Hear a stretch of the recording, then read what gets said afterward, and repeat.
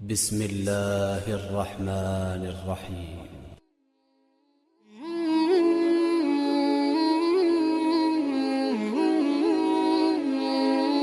ہمارے بیانات سننے کے لیے ہماری آفیشیل چینل ہوپ اسٹوڈیو کو سبسکرائب کریں۔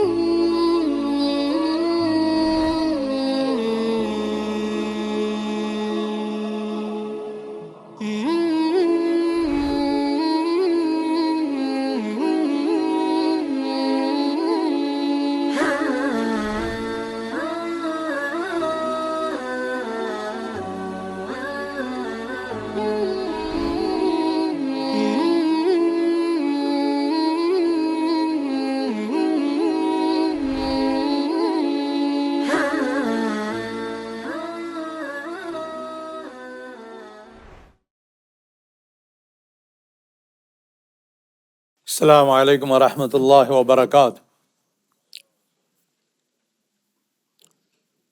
الحمد للہ رب العالمین، والصلاة والسلام علی اشرف الانبیاء والمرسلین، نبینا محمد وعلی آلہ وصحبہ اجمعین، وبعد۔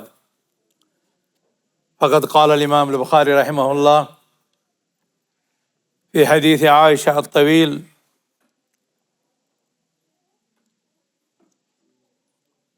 إلى أن قال: زملوني زملوني،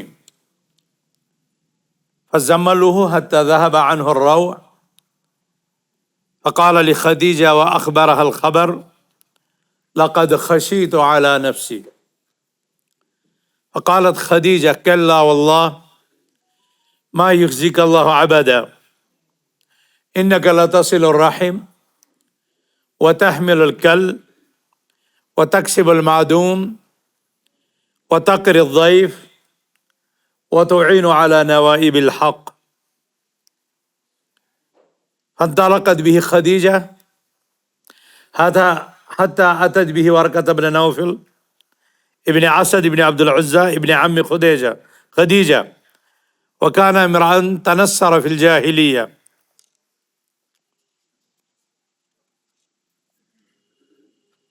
اللہ سبحانہ و تعالیٰ کی تعریفات اور نبی اکرم صلی اللہ علیہ وسلم پر درود و سلام کے بعد یہ حدیث جو حضرت عائشہ صدیقہ رضی اللہ عنہا کی امام بخاری رحمہ اللہ نے کتاب بدء الوحی میں تیسری حدیث کے طور پر لائی، ہم گزشتہ کئی دروس سے اسے پڑھ رہے ہیں، سن رہے ہیں۔ آج ہم اس جگہ پر پہنچے کہ جب غار حرا میں رسول اللہ صلی اللہ علیہ وسلم کے پاس جبریل علیہ السلام آئے اور انہوں نے آپ صلی اللہ علیہ وسلم سے کہا: اقرا۔ آپ صلی اللہ علیہ وسلم نے فرمایا: ما انا بقارئ۔ تو یہ 3 دفعہ ہوا، فرشتہ آپ کو بھیجتا رہا، آپ پر خوف کی زبردست کیفیت طاری ہوئی، یہاں تک کہ پھر سورہ علق کے یہ ابتدائی آیات نازل ہوئی۔ کہتے ہیں: فرج بہا رسول اللہ صلی اللہ علیہ وسلم یرجف فؤادہ۔ آپ صلی اللہ علیہ وسلم لوٹ آئے یہ وحی لے کر کے، اور ان کا دل دھڑکتا تھا، ان کا دل مضطرب تھا۔ فدخل علی خدیجہ بن خویلد، تو آپ صلی اللہ علیہ وسلم حضرت خدیجہ ابن خویلد ام المومنین پر داخل ہوئے، وَأَخْبَرَهَا الْخَبَرَ، اور اسے یہ واقعہ سنایا، یہ خبر سنائی۔ الخبر، جو کچھ ہوا تھا اسے سنائیں۔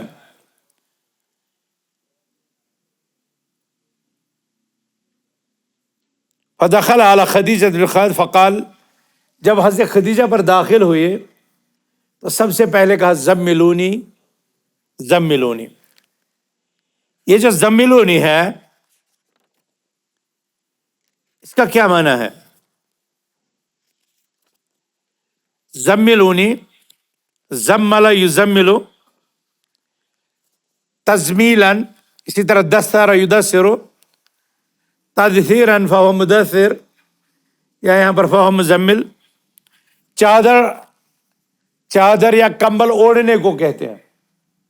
جب کہا زملونی، مجھے کمبل اڑاؤ، چادر اڑاؤ مجھے، کیوں؟ لقد خشیت فزملوہ، تو جب آپ صلی اللہ علیہ وسلم نے یہ کہا مجھے کمبل اڑاؤ، مجھے کمبل اڑاؤ، تو انہوں نے آپ پر کمبل ڈال دی، چادر ڈال دی، حتی ذهب عنہ الروع، یہاں تک کہ نبی اکرم صلی اللہ علیہ وسلم کی ذات اقدس سے وہ جو جزع فضا کی کیفیت تھی، وہ خوف کا جو عالم تھا، وہ ختم ہو گیا۔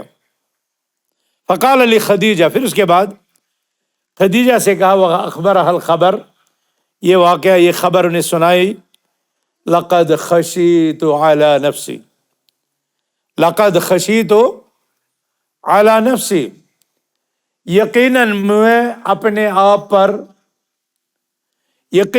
اپنے آپ پر بہت خوف محسوس ہوا، میں اپنی ذات کے سلسلے میں، اپنے آپ کے سلسلے میں ڈر گیا تھا۔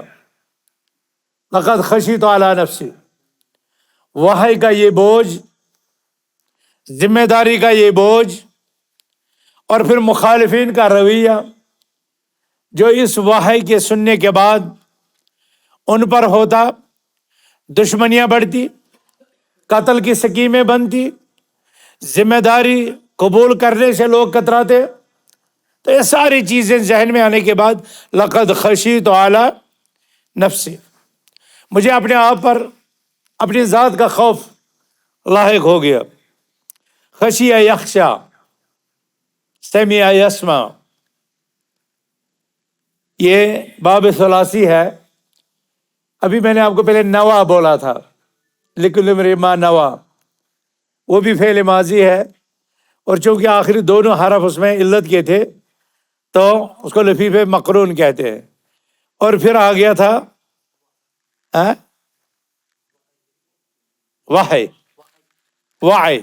وعیت عنہ، تو وعا میں واو پہلے اور آخر پر یا بیچ میں صحیح حرف، تو ہا کلمہ بھی علت، عین لام کلمہ بھی علت، تو اس کو لفیف مقرون کہتے ہیں، مفروق، لفیف مفروق کہتے ہیں۔ لیکن لقد خشیت،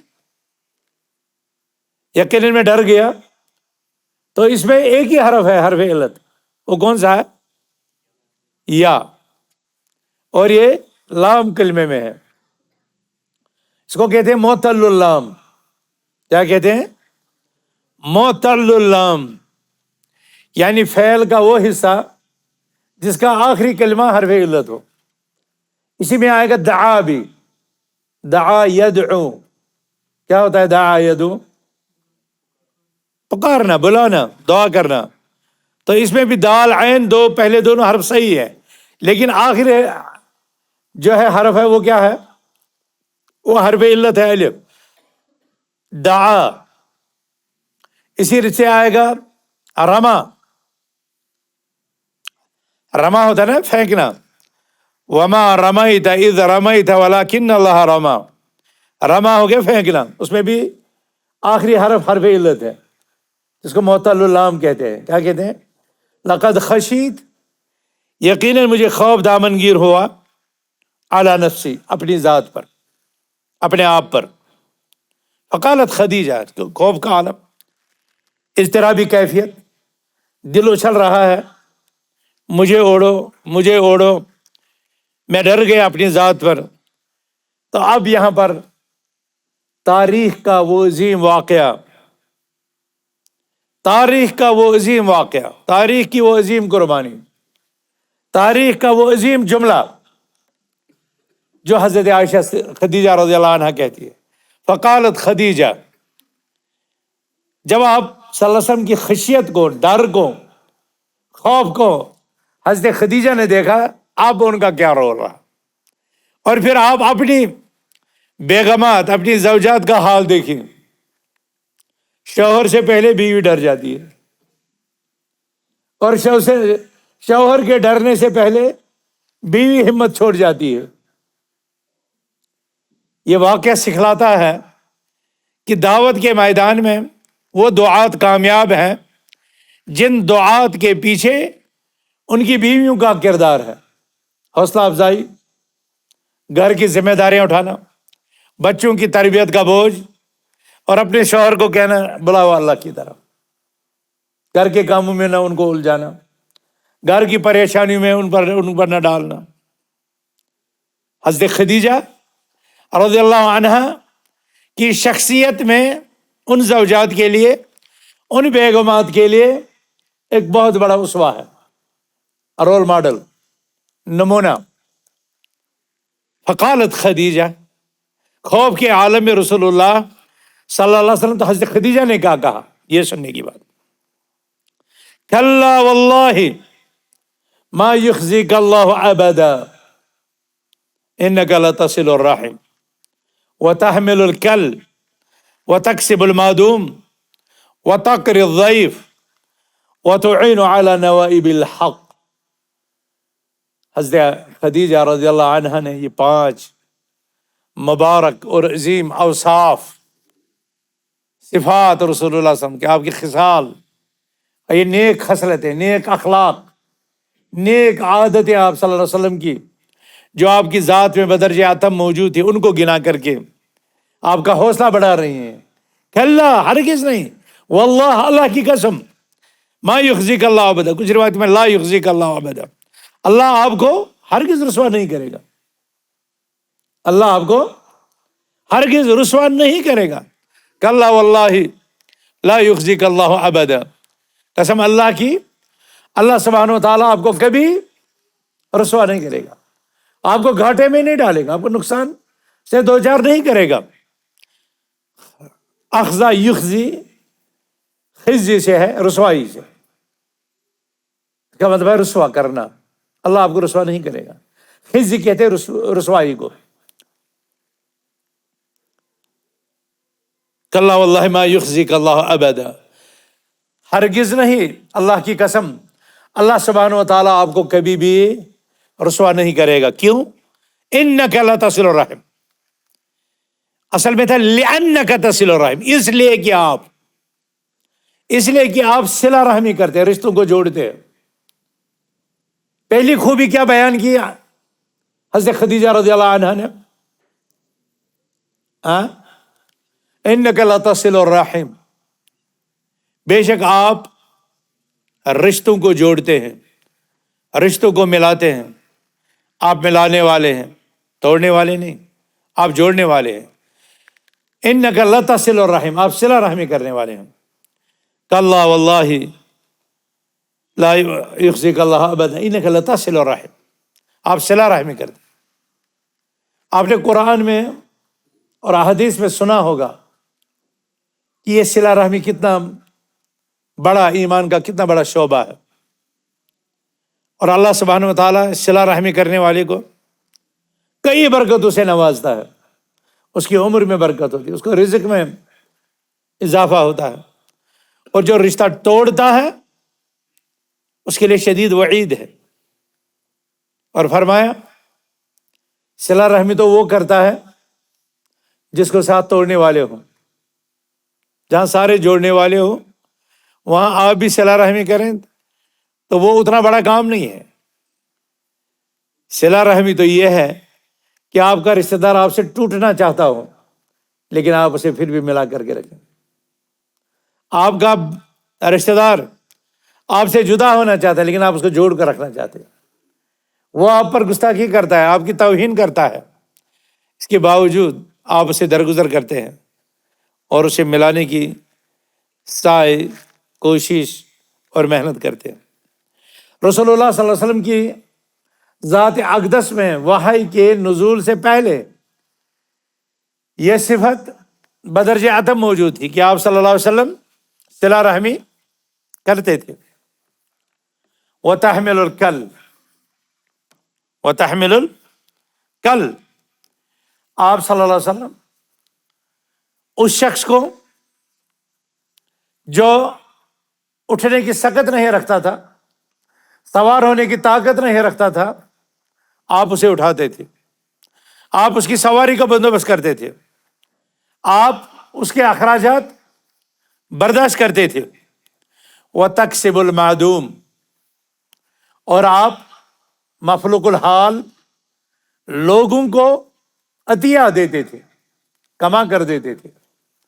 جن کا کچھ نہیں تھا، جو فقیر تھے، جو لاچار تھے، جو بے بس تھے، آپ ان کو دیتے ہیں. جو کچھ آپ نے اپنے لیے کمایا ہوتا ہے آپ ان کو دیتے ہیں. وَتَقْرِ الضَّيْفَ، آپ مہمان نوازی کرتے ہیں، مہمانوں کی خاطر مدارات کرتے ہیں. تقری، قرا یقری قرین، مہمان نوازی کرنا. الضیف، ضیف تو مہمان کو ہی کہتے ہیں. آپ صلی اللہ علیہ وسلم کی سیرت میں آپ نے دیکھا ہوگا کہ غیر مسلم مہمان بھی آ رہے ہیں،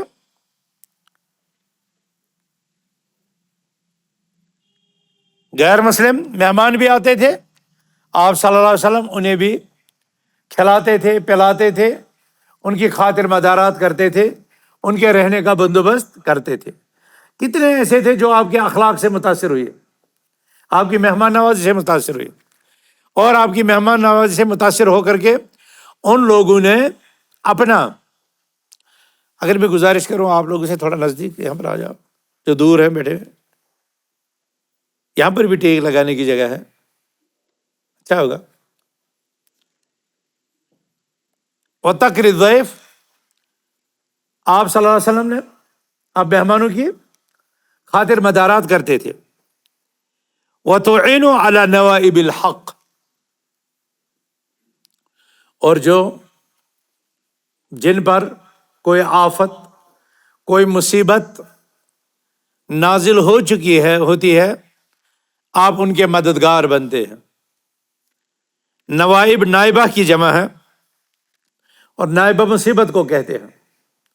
نوائب الحق، حقیقت میں جو لوگ مصیبت کے مارے ہوتے ہیں آپ ان کی معاونت، ان کی مدد کرتے ہیں.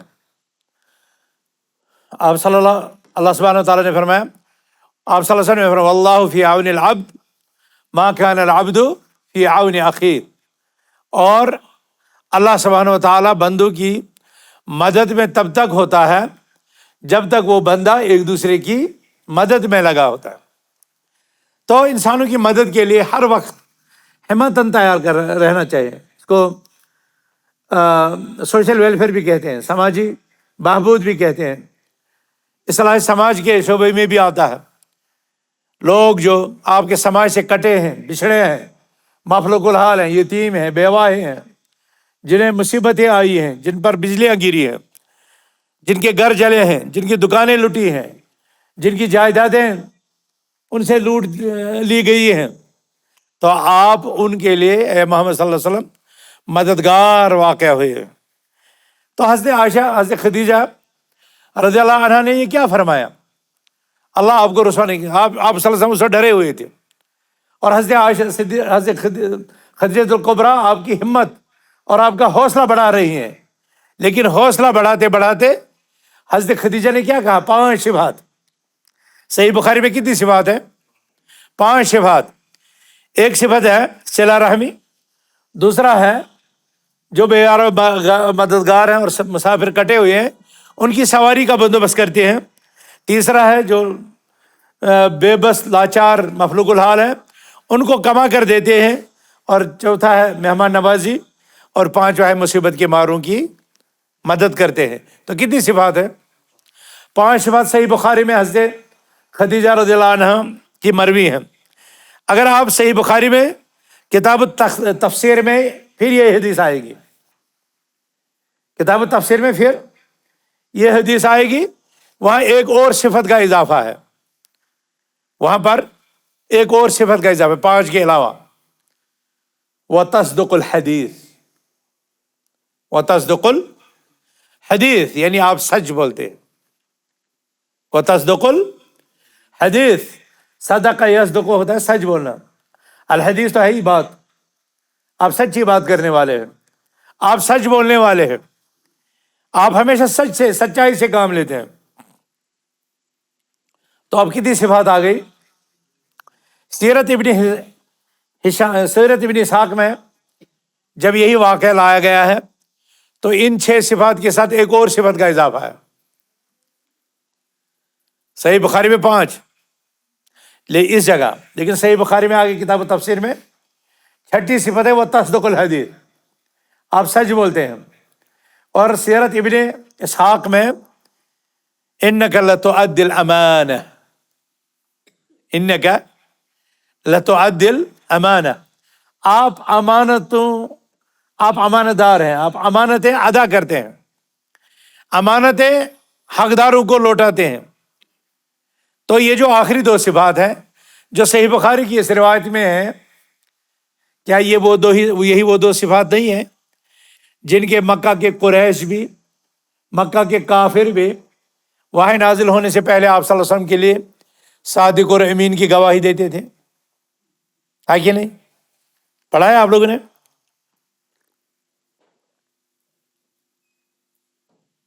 مکہ کے لوگ آپ صلی اللہ علیہ وسلم کو کیا کہتے تھے؟ جاء الصادق الامین۔ جس دن کعبہ کی تعمیر کا مسئلہ تھا، حجر اسود اپنی جگہ لگانا تھا، لوگوں میں اختلاف ہو گیا، ایک قبیلہ کہنے لگا یہ ہم رکھیں گے، دوسرا قبیلہ کہنے لگا ہم رکھیں گے۔ کسی بزرگ نے مشورہ دیا نہیں تم اس طرح جھگڑو گے، کل صبح کو جو پہلا شخص اس کعبہ میں داخل ہوگا وہی فیصلہ کرے گا۔ پھر جب صبح وہ لوگ اٹھے تو پہلے داخل ہونے والے کون تھے؟ اور اس بوڑھے نے کیا کہا؟ ان لوگوں نے کیا کہا؟ کون آیا ہمارے پاس؟ صادق الامین آیا۔ انہوں نے کہا صادق الامین آ گیا، اب یہ فیصلہ کرے گا۔ تو مکہ کے لوگ پہلے سے ہی آپ صلی اللہ علیہ وسلم کو سچا مانتے تھے، پہلے سے آپ کی امانت داری کی گواہی دیتے تھے۔ وہ تبت یدا ابی لہب کے پس منظر میں جو حدیثیں آئی ہیں تو آپ صلی اللہ علیہ وسلم نے ان سے صفا کی پہاڑی پر چڑھ کر کہا اگر میں آپ سے ایسا کہوں کہ اس پہاڑی کے پیچھے ایک لشکر آ رہا ہے اور وہ تم پر حملہ آور ہو رہا ہے، اکنتم مصدقیہ، کیا تم میری تصدیق کرنے والے ہو؟ تو مکہ کے لوگوں نے کیا کہا تھا؟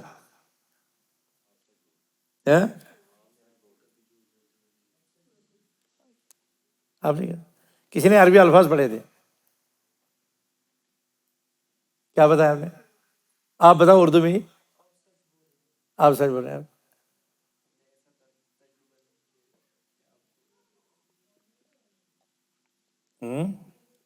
ٹھیک، نذیر صاحب کیا بولے ایک دم سر؟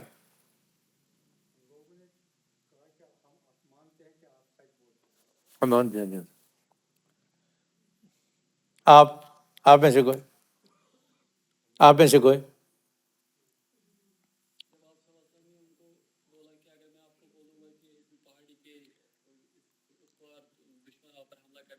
آپ میری بات پر یقین کرو گے؟ اگر ہم آپ کی بات پر یقین کریں گے کہ ہم نے پوری لائف میں آپ کو کبھی جھوٹ بولتے ہوئے نہیں دیکھا۔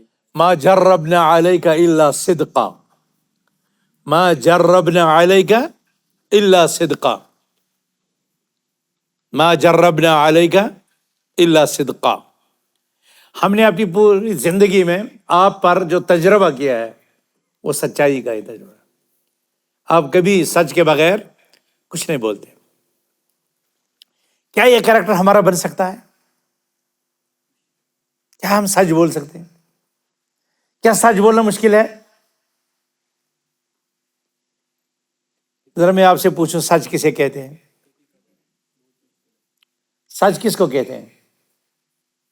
کیا سچ بولنا مشکل ہے؟ سچ کی تعریف پہلے ہم جانیں، سچ کسے کہتے ہیں اور جھوٹ کسے بولتے ہیں۔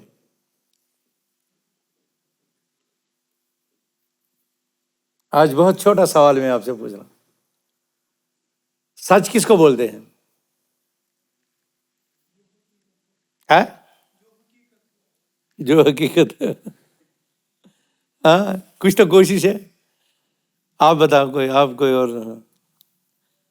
ہاں وید، سچ کس کو بولتے ہیں؟ اگر یہاں سے بھی ایک آدمی آئے گا، وہ کہے گا کہ بازار میں اس طرح ہوا یا فلان نے ایسا کیا، اس کو ہم کب سچ مانیں گے؟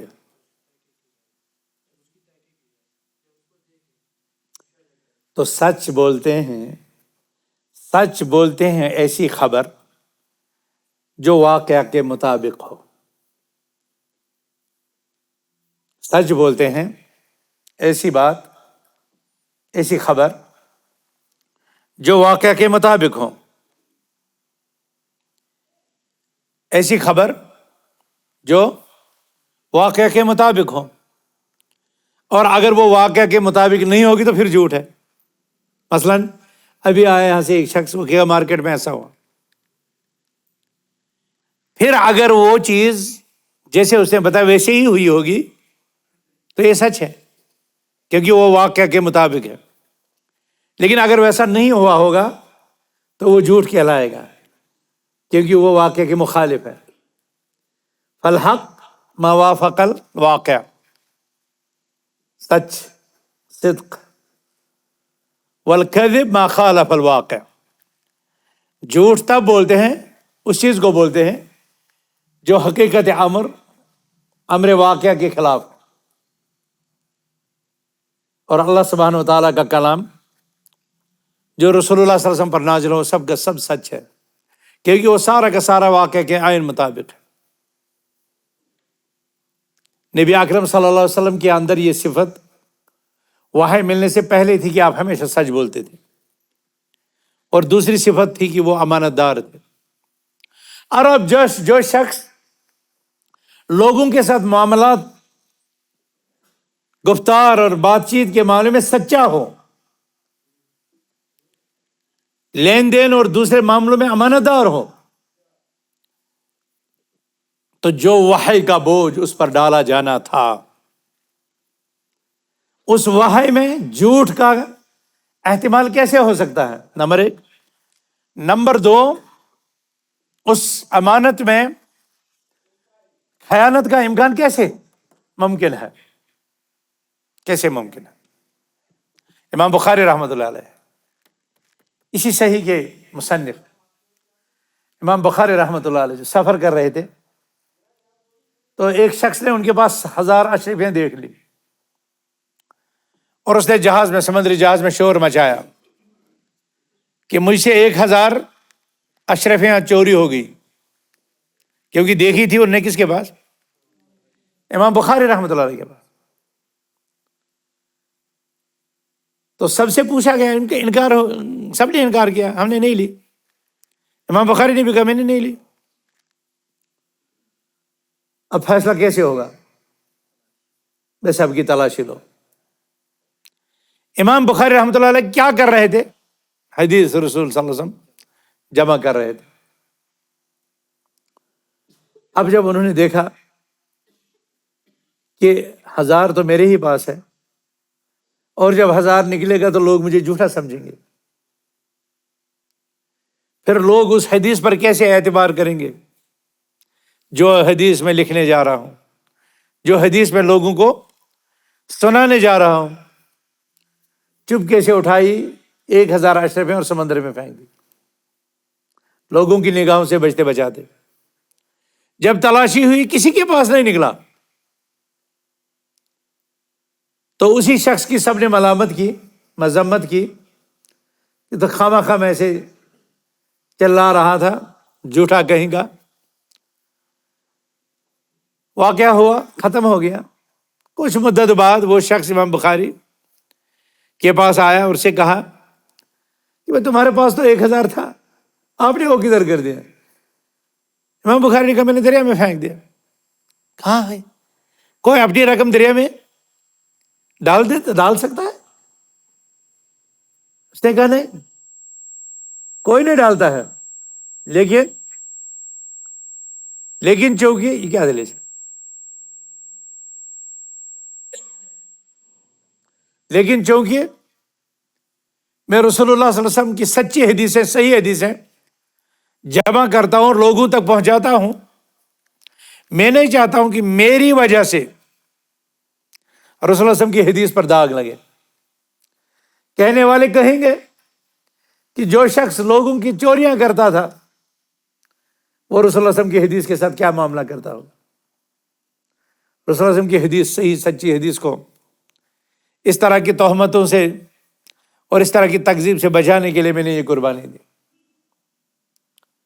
رسول اللہ صلی اللہ علیہ وسلم کی اللہ سبحانہ و تعالیٰ نے وحی ان کی ذات پر نازل کرنے سے پہلے ہی آپ کو ان اعلیٰ صفات سے موصوف کیا تھا، متصف کیا تھا: سچے، امانت دار، الصادق الامین، سچے اور امانت دار۔ کیونکہ کل کو جو وحی نازل ہوگی وہ سچی وحی ہے، کل کو جو معاملہ ہے وہ امانت کا معاملہ ہے، اور لوگ یہ نہ کہیں کہ محمد صلی اللہ علیہ وسلم نے اعوذ باللہ جھوٹ بولا، لوگ اعوذ باللہ یہ نہ کہیں کہ محمد صلی اللہ علیہ وسلم نے خیانت کی، اعوذ باللہ۔ تو آپ صلی اللہ علیہ وسلم شروع سے ہی صدق و امانت کے اعلیٰ صفات سے متصف تھے۔ اور یہاں پر کتاب تفسیر میں حضرت خدیجہ کے یہ الفاظ ہیں: انک لتصدق الحدیث، آپ سچ بولتے ہیں۔ اور سیرت ابن اسحاق میں ہے: وانک لتؤدی الامانہ، آپ امانت دار ہیں، امانتوں کے ادا کرنے والے ہیں، لوگوں کی امانتیں اپنے پاس چھپا کر نہیں رکھتے، ان پر قبضہ نہیں کر بیٹھتے، ان کو اپنا مال سمجھ کر کے ہڑپ نہیں کرتے، بلکہ آپ امانتوں کی رکھوالی کرتے ہیں، اور جب امانت دینے والوں کو ضرورت پڑتی ہے تو وہ اپنی امانتیں واپس لیتے ہیں۔ کتنی صفات آ گئی؟ 7۔ کتاب عباد الوحی میں 5، کتاب التفسیر میں 6 اور ابن اسحاق میں 7۔ حضرت خدیجہ نے آپ صلی اللہ علیہ وسلم کی طرف ان اچھی صفات کا انتساب کر کے اسے دلیل پکڑی کہ جو انسان اتنا اچھا ہو، جو انسان لوگوں کے لیے نفع بخش ہو، جو انسان لوگوں کے فائدے کی سوچتا ہو، کیا وہ کسی برے انجام سے دوچار ہو سکتا ہے؟ نہیں ہو سکتا، وہ کسی برے انجام سے دوچار نہیں ہو سکتا۔ اس حدیث میں ایک زوجہ کی اپنے شوہر کے لیے اچھی تعریف کا ذکر ہے، اور منہ پر تعریف ہے۔ اس کا مطلب ہے اگر یہ گمان ہو کہ جس میں خیر ہے اس کے سامنے تعریف کرنے سے وہ عجب کا شکار نہ ہو، تکبر کا شکار نہ ہو، تو آپ اس کے منہ پر تعریف کر سکتے ہیں، آپ تزکیہ کر سکتے ہیں۔ اور یہ ایک ایسا وقت تھا جب رسول اللہ صلی اللہ علیہ وسلم ڈپریشن کا شکار ہوتے ہوتے رہے کہ آپ پر کب کبھی طاری، خوف طاری ہوا، اور حضرت خدیجہ کو کہنے لگے زملونی زملونی، تو حضرت خدیجہ نے اپنی ذمہ داری سمجھی کہ ایسے موقع پر اپنے شوہر نامدار محمد الرسول اللہ صلی اللہ علیہ وسلم کی پشت پر کھڑا ہونے کی ضرورت ہے، ان کا حوصلہ بڑھانے کی ضرورت ہے، ان کو ہمت بڑھانے کی ضرورت ہے۔ تو ان مبارک کلمات سے زیادہ حوصلہ اور ہمت بڑھانے کے لیے کون سے الفاظ چاہیے؟ آپ جانیں، دیکھیے، جب کوئی انسان پریشان ہوتا ہے تو کوئی اس کے پاس 2-4 اچھی باتیں کر لیتا ہے تو اس کے دل سے کتنا خوف نکل جاتا ہے، اس کو کتنا حوصلہ ملتا ہے، اور اسے آگے بڑھنے کا جذبہ اسے ملتا ہے۔ تو حضرت خدیجہ کے اس عمل سے ہمیں یہی، ایک تو زبان سے الفاظ ادا کیے، بہترین کلمات میں خراج تحسین پیش کیا، اتنا ہی نہیں کہا بلکہ حضرت خدیجہ نے اسباب بھی تلاش کی، صرف زبانی، اس کو کہتے ہیں نا آج کل کی اصطلاح میں، زبانی جمع خرچ سے کام نہیں لیا، بلکہ آپ کو اٹھایا، فانطلقت به خدیجہ حتی اتت به ورقۃ بن نوفل، بلکہ حضرت خدیجہ محمد الرسول اللہ صلی اللہ علیہ وسلم کو لے کر کے ورقہ بن نوفل کے پاس گئی، محمد رسول اللہ صلی اللہ علیہ وسلم کو لے گئی، لے چلی۔ ورقہ بن نوفل جو حضرت خدیجہ کا چچارا بھائی، چچا زاد بھائی، چچارا بھی چچا زاد بھی نا، چچارا بھائی تھا۔ ورقہ بن نوفل حضرت عائشہ حضرت خدیجہ کا چچا زاد بھائی تھا، اور وہ ایک بزرگ سیانہ، تاریخ کا مطالعہ کرنے والا، مذہبی کتابوں کا مطالعہ کرنے والا، اس طرح کی صورتحال کو بھانپنے اور جانچنے والا تھا۔ اسی لیے حضرت خدیجہ نے مناسب سمجھا کہ اسے میں ان کے پاس لے جاؤں، ہو سکتا ہے ان کے پاس اس کا کوئی حل ہو۔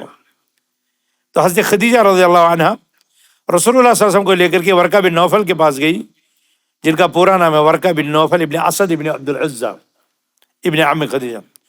وکان امرأن تنصر فی الجاہلیہ، یہ ایک ایسا انسان تھا، ایک ایسا مرد تھا جو جاہلیت میں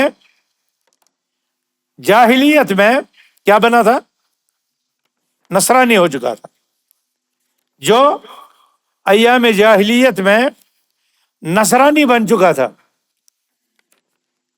نصرانی کیا مطلب؟ کرسچینٹی،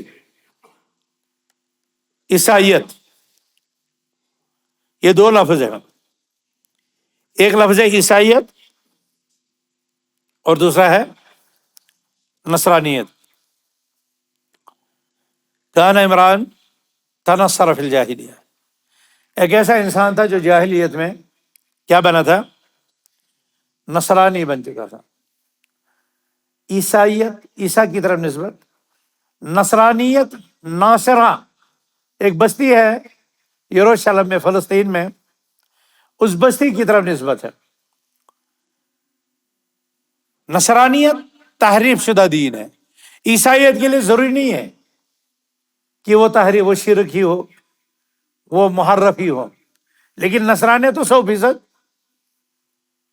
تبدیل شدہ، منسوخ شدہ، تبدیلیوں کے شکار۔ وہ کسی وقت میں بتاؤں گا آپ کو کہ نصرانیت میں کون کون سے انقلابات آئے اور وہ کیا تھی اور کیسے۔ پہلے عیسائیت تھی، پھر وہ نصرانیت میں بدل گئی، اور نصرانیت میں اس میں کیا کیا عقائد آئے، اور حضرت عیسیٰ علیہ السلام کس طرح ان عقائد سے بری تھے، یہ کسی وقت انشاءاللہ۔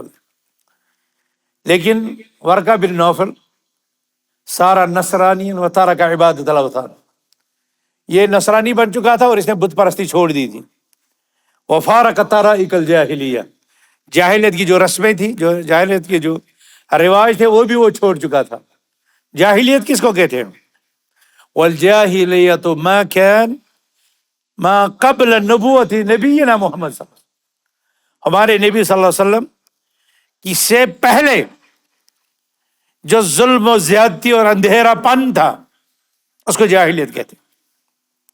ظلم و زیادتی اور انحرافات جو رسول اللہ صلی اللہ علیہ وسلم کی نبوت سے پہلے تھے، ان کو جاہلیت کہا جاتا ہے۔ جاہلیت اس لیے کہا جاتا ہے، سمیت الجاہلیت بالجاہلیہ لأنہم کانوا علیہ من فاحش الجہالات۔ امام ابن دقیق ابن الملقن التوضیح میں فرماتے ہیں کہ اس کو جاہلیت اس لیے کہتے ہیں کہ جاہلیت ظلم و زیادتی، کفر و منکر اس زمانے میں اپنے عروج پر تھا، اپنے عروج پر تھا۔ تو یہ شخص ورقہ بن نوفل بڑھاپے میں اسی دین کو قبول کر چکا تھا، اور اس کے پاس بڑی خبریں تھی، بڑی جانکاری تھی۔ حضرت خدیجہ نے بھی سن رکھا تھا، بلکہ اپنے قبیلے کا تھا اس لیے زیادہ پتا تھا۔ مکہ میں بھی لوگوں کو پتا تھا کہ ورقہ کیا ہے، اس لیے حضرت خدیجہ نے صرف 5 یا 10 7 مبارک صفات کے ذریعے سے رسول اللہ صلی اللہ علیہ وسلم کا جو خراج تحسین پیش کیا، اور کہا کہ ان صفات کے ہوتے ہوئے اللہ سبحانہ و تعالیٰ آپ کو رسوا نہیں کرے گا، آپ کو بے یار و مددگار نہیں چھوڑے گا۔ اتنا ہی نہیں بلکہ وہ مزید اسباب تلاش کرنے کے لیے حضرت رسول اللہ صلی اللہ علیہ وسلم کو اپنے چچا زاد بھائی ورقہ بن نوفل کے پاس لے گئی. وَكَانَ يَكْتُبُ الْكِتَابَ الْعِبْرَانِي. ورقہ نے کئی زبانیں سیکھ رکھی تھی، اس میں عبرانی زبان بھی تھی اور وہ لکھتا تھا. بعض اب میں آیا ہے کتاب العربی، وہ عربی خط بھی لکھتا تھا، عبرانی خط بھی لکھتا تھا. عبرانی اہل فلسطین قدامہ جو تھے، بنی اسرائیل کی زبان ہے عبرانی. فَيَكْتُبُ مِنَ الْإِنْجِيلِ بِالْعِبْرَانِيَّةِ. وہ انجیل کو عبرانی زبان میں لکھتا تھا. ماشاء اللہ یکتب، اتنا لکھتا تھا جتنا اللہ نے چاہا کہ وہ لکھے. عبرانی انجیل کو لکھتا. انجیل وہ کتاب ہے جو حضرت عیسیٰ علیہ الصلوۃ والسلام پر نازل ہوئی. زبور وہ کتاب ہے جو حضرت داؤد علیہ السلام. اور اس وقت یہ زبور اور انجیل ان کے بقول کتاب المقدس، العہد القدیم اور العہد پرانا عہد اور نیا عہد، ان ناموں سے اس وقت موجود ہے اور دنیا میں ہے. لیکن وہ کتابیں بمستحفظ بہ من کتاب اللہ، ان کی حفاظت کی ذمہ داری اللہ نے ان قوموں پر ڈال دی تھی. تو تصرف بشر کی جو ہے وہ شکار ہوئی، اور جو کتاب انسانی ہاتھوں کے خرد برد کی شکار ہو جائے گی، کیا وہ محفوظ رہے گی؟ یقیناً نہیں. آج بھی اگر آپ اس کے اردو چیپٹر، اس کے اردو نسخے بھی ملتے ہیں. اس کے بائبل والوں نے بہت بائبل کو تقسیم کیا اور اس کے بھی مختلف نسخے ہیں. آپ پڑھیں گے تو آپ کو واضح طور پر اس میں شرک بھی نظر آئے گا، اللہ کی ذات کے ساتھ توہین بھی نظر آئے گی، پیغمبروں کے ساتھ توہین نظر آئے گی، اور پیغمبروں کی طرف ایسی صفات کی نسبت نظر آئے گی کہ پیغمبر معصوم تھے اور ان کے ان نظریات کے بقول وہ معصوم نہیں لگتے. حضرت نوح کی طرف شراب کی نسبت، حضرت لوط کی طرف علیہ باللہ شراب اور زنا کی نسبت ان کتابوں میں موجود ہے. یہ تو پیغمبروں کی طرف ہوا. اور اللہ سبحانہ و تعالیٰ کی طرف یہ نسبت انہوں نے کی کہ اللہ تعالیٰ شرمندہ ہوا. اللہ نے جب 6 دنوں میں انسان کو بنایا، پھر انسان نے جو کچھ کیا، جب وہ اللہ پر ظاہر ہو تو ثم ندب الرب، اس میں انہوں نے اللہ کی طرف یہ نسبت کی کہ اللہ تعالیٰ جو ہے نادم ہو، شرمندہ ہو، میں نے کیا بنا. اور اس صفت سے اللہ سبحانہ و تعالیٰ کے صفت علم کا بھی انکار ہوتا ہے کہ جیسے اللہ کو پہلے علم نہیں تھا، بعد میں علم ظاہر ہوا، بعد میں پتہ لگا. اس کو کہتے ہیں البداءۃ علی اللہ، یعنی اللہ کو چیز بعد میں ظاہر ہوئی، پہلے اس کے لیے ظاہر نہیں تھی. اس کتاب میں تورات میں اللہ سبحانہ و تعالیٰ کی صفت قدرت اور قیومیت کے خلاف بھی باتیں ہیں کہ اللہ سبحانہ و تعالیٰ نے 6 دنوں اور راتوں میں زمین اور آسمان کو پیدا کیا، پھر 7ویں دن اللہ تعالیٰ نے آرام کیا. فاستراح اليوم السابع، 7ویں دن اللہ تعالیٰ نے آرام کیا. حالانکہ سورہ قاف میں اللہ سبحانہ و تعالیٰ کہتا ہے کہ ہم نے زمین اور آسمان کو 6 دنوں میں پیدا کیا. وَمَا مَسَّنَا مِن لُغُوبٍ، اللہ سبحانہ و تعالیٰ کہتا ہے ہمیں تھکاوٹ نہیں ہوئی. تو جب ان کتابوں میں اس طرح کی صفتیں آئے گی تو اس کا مطلب یہ اللہ کا کلام نہیں ہو سکتا. یہ ان لوگوں نے اللہ کی طرف اپنی طرف سے کذباً وزوراً جھوٹ منسوب کر دیا. اسی طرح پیغمبروں کی طرف شراب اور بدکاری کی نسبت صرف انہوں نے اپنی فواہشات اور اپنی منکرات اور اپنی جرائم زدہ یا جرائم پسند طبیعت کے لیے جوازت فراہم کرنے کے لیے انہوں نے اس طرح کی ناروا صفات ان کی آسمانی کتابوں میں اللہ کے پیغمبروں کی طرف منسوب کی. سمجھ میں آئی بات آپ کو؟ یہ بات سمجھ میں آئی؟ وہ خود شراب پینا چاہتے تھے تو کہنے لگے نوح نے شراب پی. وہ خود زنا کرنا چاہتے تھے اور نبی لوط کی طرف نسبت کی کہ الیاذ باللہ انہوں نے یہ عمل کیا. تو یہ سارا ان کی خباثت، ان کی نجاست، ان کی رذالت، اور اس کائنات پر اللہ کی سب سے گری ہوئی، اللہ کی سب سے ذلیل یہی قوم ہے جو آج چھوٹے چھوٹے نہتے بچوں کو ظلم کا شکار کرتی ہے. اور یہ تاریخ رہی ہے. انہوں نے تو پیغمبروں کو چیرا ہے، انہوں نے تو پیغمبروں کو قتل کیا ہے. ان چھوٹے چھوٹے بچوں کو کیا دیکھیں گے؟ چھوٹے مساکین اور کمزور ہسپتال کے بیماروں کو کیا دیکھیں گے؟ ان کی تاریخ یہ رہی ہے کہ انہوں نے تو ایسا کام انبیاء کے ساتھ کیا ہے. علیہ من اللہ ما یستحقون، علیہ من اللہ ما یستحقون. تو یہ جو ورقہ بن نوفل ہے یہ نصرانیت قبول کر چکا تھا اور عبرانی زبان میں یہ انجیل کو بھی لکھتا تھا. حضرت خدیجہ رضی اللہ تعالی عنہا اپنے شوہر محمد الرسول اللہ صلی اللہ علیہ وسلم کو ان کے پاس لے گئی. وَكَانَ شَيْخًا كَبِيرًا. وَكَانَ ورقہ بن نوفل کیسا تھا؟ وَكَانَ شَيْخًا كَبِيرًا، بڑا بوڑھا تھا. شیخ میں تو بذات خود ہی بڑھاپے کا معنی ہے، لیکن جب کبیرہ اس کا مطلب لاغر بوڑھا، انتہائی کمزور بڑھاپے کے بے ورقہ بن نوفل پہنچ چکے تھے. اتنا ہی نہیں، قد عمیہ، قد عمیہ، پھر آ گیا خشیہ کے وزن پر. عمیہ معطل اللام، اور یہ فعل ہے. ہم کہتے ہیں نا اعمیٰ، اعمیٰ کس کو کہتے ہیں؟ ہاں، نابینا کو. اور جو نابینا مطلب ہو جائے اس فعل کو کہتے ہیں عمیہ. عمیہ یعمیٰ، عمیاً و عمیانا. عمیہ یعمیٰ ہوتا ہے اندھا ہو جانا، اندھا ہو گیا. وَكَانَ شَيْخًا كَبِيرًا قَدْ عَمِيَ، اور یہ ایک بہت بوڑھے بزرگ تھے جو نابینا ہو چکے تھے. قد عمیہ. کیا کسی کو نابینا کہنا جائز ہے؟ کسی کو کہہ سکتے نابینا ہے؟ تو نابینا ہے، وہ نابینا ہے، کہہ سکتے ہیں؟ اگر مقصد تحقیر ہو، تنقیص ہو تو یہ ناجائز ہے. لیکن اگر کسی کو حقیقت حال کی خبر دینی ہو، انسان کی حالت کی خبر دینی ہو، تو یہاں سے جواز نکلتا ہے. یہاں سے جواز نکلتا ہے کہ کسی انسان کے متعلق یہ بول سکتے ہیں میں ان سے ملا تھا، وہ بڑھاپے کے شکار تھے، ان کی بینائی بھی چلی گئی تھی. یہ کہہ سکتے ہیں کیونکہ یہاں سے جواز نکلتا ہے.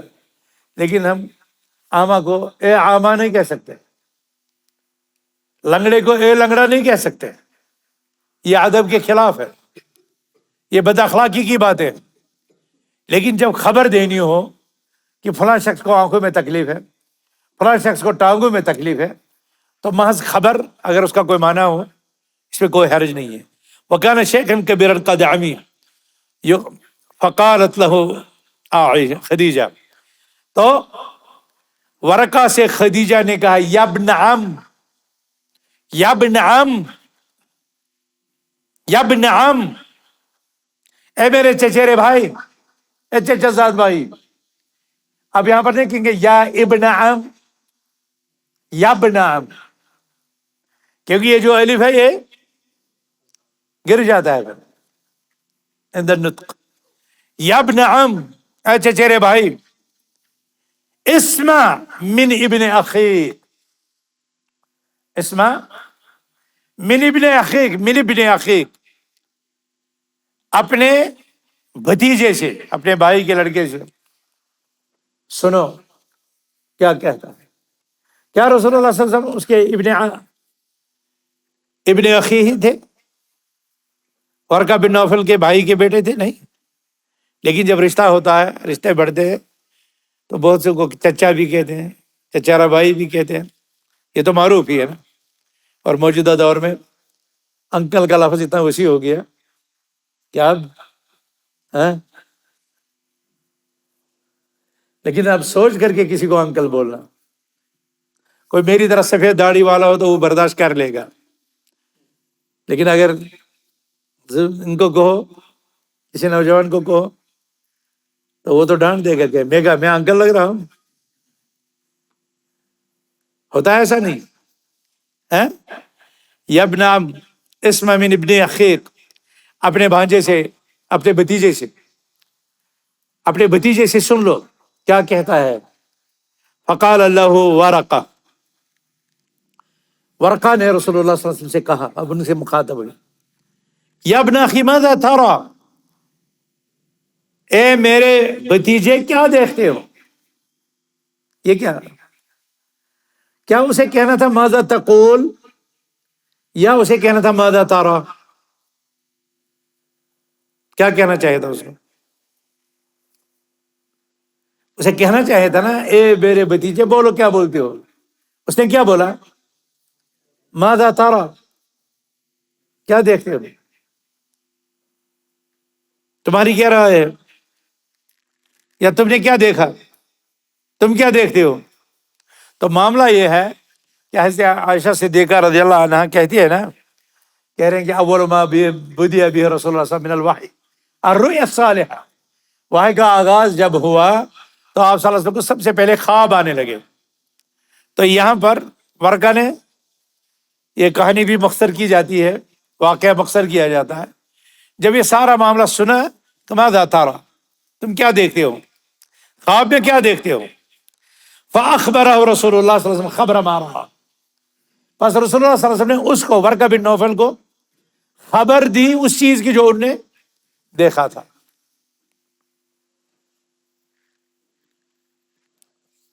جو دیکھو گے وہ بولنا ہوتا ہے. جب کوئی انسان خواب دیکھتا ہے تو کیا وہ لوگوں کو بتانا ہوتا ہے؟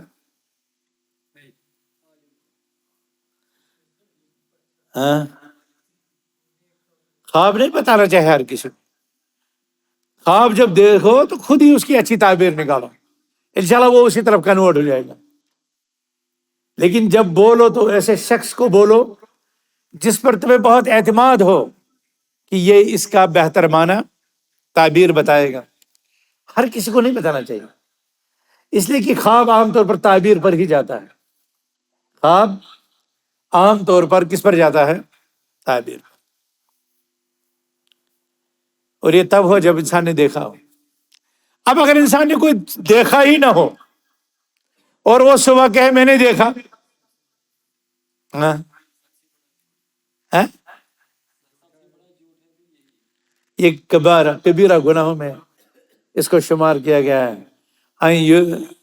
میرے خیال میں آگے آئے گا صحیح بخاری میں، این یریا عینیہ ما لم تریا، اس طرح کی کچھ الفاظ ہیں کہ وہ اپنی آنکھوں کو وہ دکھائے جو آنکھوں نے دیکھا ہی نہیں. اپنی آنکھوں کو وہ دکھائے گا جو ان آنکھوں نے بتایا نہیں. بہت سے لوگ ہوتے ہیں جب انہیں کوئی چیز ضرورت ہوتی ہے تو وہ سیدھا کہنے کے بجائے ایک کہانی بناتے ہیں لوگوں کو متاثر کرنے کے لیے کہ مجھے دادا جی خواب میں آئے تھے، مجھے پھوپھی خواب میں آئی تھی، کل رات کو میری والدہ خواب میں آئی تھی، وہ ایسے ایسے بول رہی تھی کہ فلاں کو ایسا کرنا. حقیقت میں اسے خود کسی چیز کی ضرورت ہوتی ہے، کسی کو نقد پیسے کی ضرورت ہوتی ہے، کسی کو کوئی ہدیہ ضرورت ہوتا ہے، کسی کو زمین کا کوئی حصہ ضرورت ہوتا ہے، کسی کو کچھ ضرورت ہوتا ہے، لیکن وہ خود کہہ نہیں سکتا ہے، وہ خواب بنا دیتا ہے. ماں نے خواب میں کہا، باپ میرے خواب میں آ گئے تھے، والد صاحب، دادا جان خواب میں آ گئے تھے، فلاں بزرگ خواب میں آ گئے تھے، انہوں نے ایسا کہا، انہوں نے ایسا کہا. اور اتفاق سے یہ میرے ساتھ بھی ہو چکا ہے. ہمارے ایک بزرگ تھے، انہیں بچی کی شادی تھی اور اسے کچھ پیسوں کی ضرورت تھی. تو جو ہی میں مدینہ منورہ سے واپس آیا تو وہ میرے پاس آیا، کہنے لگا کہ دادا جان رات کو خواب میں آئے تھے. تو کہہ رہے تھے کہ بیٹی جوان ہو گئی، ابھی تک کیوں گھر میں ہے؟ تو میں نے کہا کہ دادا جان پھر میں کیا کروں؟ کہنے لگے اس کی شادی کرا دو. کہا لیکن میرے پاس تو کچھ بھی نہیں، میں کیسے شادی کرانی؟ کہا وہ حاجی صاحب آیا ہے نا مدینہ سے. تو بعد میں مختلف واقعات کے ذریعے سے یہ پتہ چلا کہ وہ شخص بہت لوگوں کو ایسا کہتا جاتا تھا، جب بھی اسے کوئی چیز ضرورت لگتی تھی تو وہ خواب بنا دیتا تھا. یہ خواب بہت بڑا ظلم ہے. انسان اپنی آنکھوں کو وہ دکھائے جو انہوں نے دیکھا ہی نہیں، یہ بڑا گناہ ہے. اس سے اجتناب کرنا چاہیے، اس سے پرہیز کرنا چاہیے. بھائی تمہیں کوئی چیز ضرورت ہے سیدھا بتا دو، مجھے ضرورت ہے یا مجھے چاہیے، آپ کی مدد چاہیے. اس میں کیا حرج ہے؟ دینے والا دے یا نہ دے وہ دوسری بات ہے، لیکن آپ تو اپنا مقصد بتاتے ہیں. اب پہلے ان بزرگوں کو جو مر چکے ہیں، جو قبروں میں ہیں، جو مقدس رشتے ہیں، جن کے ساتھ اچھی یادیں، اچھے جذبات واپس لائیں، آپ مرنے کے بعد بھی ان کو ایکسپلائٹ کیوں کرتے ہو؟ آپ ان کا استحصال. اور سب سے بڑی بات ہے آپ آنکھوں سے جھوٹ بلواتے ہو، آنکھوں کو وہ دکھلاتے ہو جو آنکھوں نے دیکھا نہیں ہوتا ہے. یا ابن اخی ماذا ترى، اے میرے بھتیجے تم کیا دیکھتے ہو؟ فاخبرہ رسول اللہ صلی اللہ علیہ وسلم خبر ما رأى، رسول اللہ صلی اللہ علیہ وسلم نے ان کو وہ خبر سنائی جو انہوں نے دیکھی تھی. قال له ورقہ، اب دیکھو اب تجربہ کام آ گیا، علم کام آ گیا.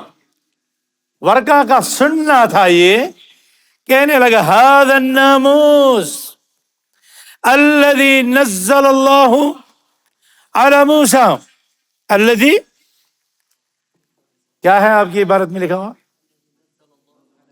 الذي نزل اللہ على موسیٰ یا لیتنی فیہا جذعا لیتنی اکون حیا اذ یخرجک قومک. ورقہ سمجھ گیا. مدینہ میں جو یہود تھے ان کو بھی پتا تھا محمد رسول اللہ صلی اللہ کے رسول ہے، لیکن حسد ان کو، بلکہ وہ ان آیتوں پر، وہ آیتیں موجود تھی، نشانیں موجود تھی، لیکن ان پر وہ ہاتھ رکھ لیتے تھے، عام لوگوں کو پڑھنے نہیں دیتے تھے. یہ محمد صلی اللہ علیہ وسلم سچ ہے. قرآن نے کہا سورہ بقرہ دوسرے پارے میں کہ یہ یہود آپ کو اچھی طرح پہچانتے ہیں، اپنے بچوں سے زیادہ آپ کو پہچانتے ہیں. لیکن کیا کریں، ان کو خیال تھا کہ یہ محمد صلی اللہ علیہ وسلم یہ آخری پیغمبر ان میں سے آئے گا، لیکن یہ تو ان میں سے آ گیا، مکہ والوں میں.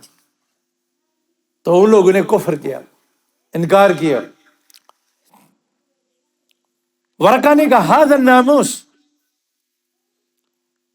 ناموس کس کو کہتے ہیں؟ الناموس علی وزن الجاسوس. الجاسوس، جاسوس بھی عربی لفظ ہے، پتہ ہے آپ کو؟ پتہ ہے آپ کو؟ ہاں جاسوس عربی لفظ ہے، اردو کا لفظ نہیں ہے. الناموس راز والے کو کہتے ہیں، جس کے پاس راز ہو. اور یہاں مراد ہے جبریل، فرشتہ، صاحب السر. احادیث الانبیاء جو کتاب صحیح بخاری میں آ گئی، وہاں پر امام بخاری نے الناموس کو کہا ہے صاحب السر، صاحب السر. تو معنی ہے جو اہل علم نے کہا ہے الناموس صاحب سر الرجل فی خیری و شری، جو انسان کا رازداں ہو اس کے خیر اور اس کے شر میں. پھر مشہور ہو گیا کہ ناموس کہتے ہیں جو خیر کا راز والا ہو، اور جاسوس کہتے ہیں شر کا راز والا. جاسوس کہتے ہیں شر کا راز جاننے والا، اور ناموس کہتے ہیں خیر کا راز جاننے والا. اور جبریل کو ناموس اس لیے کہا گیا کیونکہ اللہ سبحانہ و تعالیٰ نے اس کے پاس اس کو خاص کیا اپنے غیب سے اور اپنی وحی سے، جس پر دوسرے ملک، دوسرے فرشتے باخبر نہیں ہوتے. تو ایک راز تھا جو اللہ اور جبریل کے درمیان. پھر جبریل ہی کو کہتا تم پیغمبر تک پہنچاؤ، اور دوسرے فرشتے سے بے خبر تھے. تو راز والا جبریل دوسرے فرشتوں کے مقابلے میں راز والا تھا. تو ورقہ نے کہا ھذا الناموس الذی نزل اللہ علی موسیٰ، یہ وہی ناموس ہے، یہ وہی فرشتہ ہے جس کو اللہ نے موسیٰ پر نازل کیا. ابھی آپ نے سنا کہ ورقہ کیا بنا تھا؟ نصرانی. تو اس کو عیسیٰ کہنا چاہے تھا یا موسیٰ؟ کہا کیا؟ کیوں؟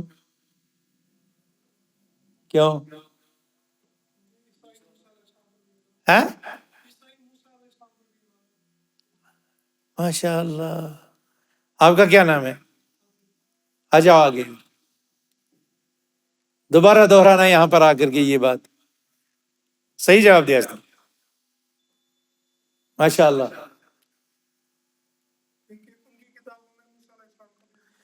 نصارہ عیسیٰ موسیٰ دونوں کو مانتے ہیں، جبکہ یہود موسیٰ کو مانتے ہیں، عیسیٰ کو نہیں مانتے. صحیح, جزاک اللہ خیر. بیٹھو. ورقہ نے کیا کہا؟ یہ وہی ملک ہے, یہ وہی فرشتہ ہے جس کو اللہ نے موسیٰ پر بھی اتارا تھا. اب ایک تاریخی سچائی پیشن گوئی بزرگ کرتا ہے. یا لیتنی فیہا جزا, اے کاش میں اس وقت, ہاں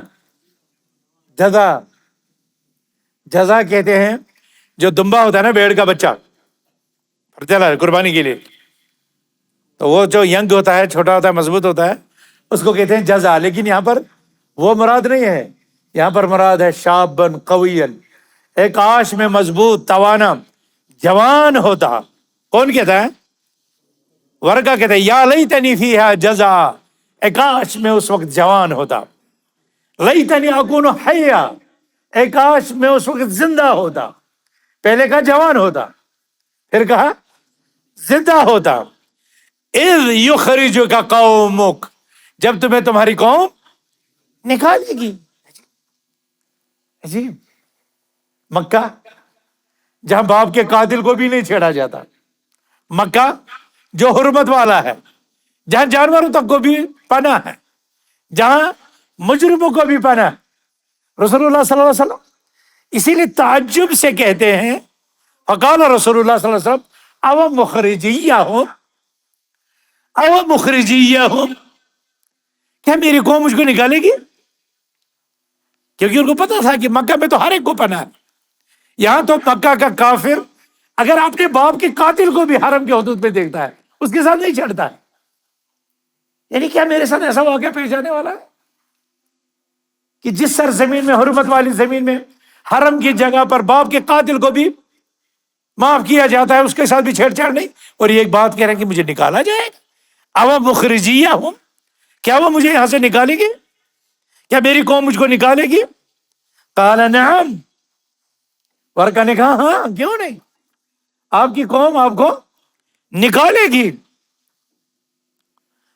لم یأتی رجل قط, اب بتایا وہ فلسفہ, اب بتایا وہ وجہ.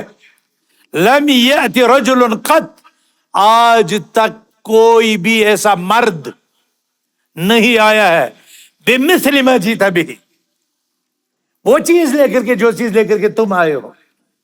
وہی